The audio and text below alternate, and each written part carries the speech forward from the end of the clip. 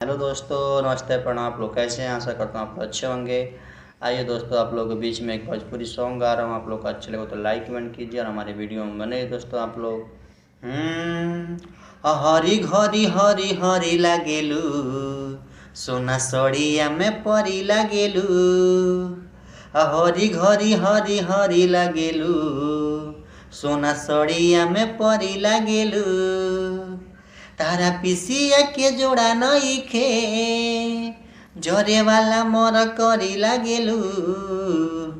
खट्टा मीठा रस भरी लागेलू, सोना सड़िया में परी लागेलू। हरे घड़ी हरी हरी लागेलू, सोना सड़िया में परी लागेलू। हेलो दोस्तों, गाना कैसे लगा? अच्छा लगा तो लाइक कमेंट कीजिए और हमारे वीडियो में बने दोस्तों आप लोग।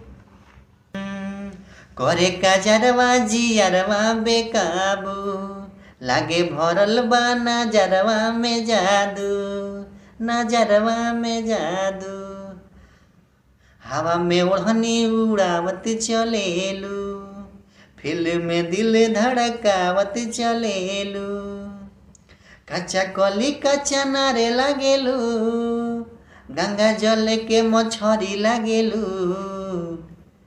चना दाल के तू कढ़ी लागेलू, सोना सड़िया में परी लागेलू। हरी घरी हरी हरी लागेलू, सोना सड़िया में परी लागेलू। हेलो दोस्तों, गाना कैसे लगा? अच्छा लगा तो लाइक कमेंट कीजिए और वीडियो में बने दोस्तों आप लोग।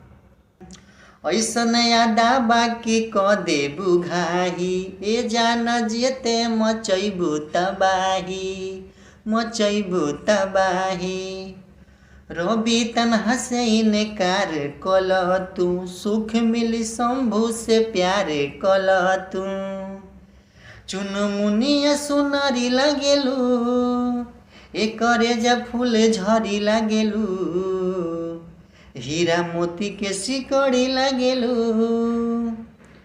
सोना सोना सड़िया में परी लागेलू। हरी घरी हरी हरी लागेलू, सोना सड़िया में परी लागेलू। हरी घड़ी हरी हरी लागेलू। हेलो दोस्तों, गाना कैसे लगा? अच्छा लगा तो लाइक कमेंट कीजिए और हमारे वीडियो में बने दोस्तों आप लोग।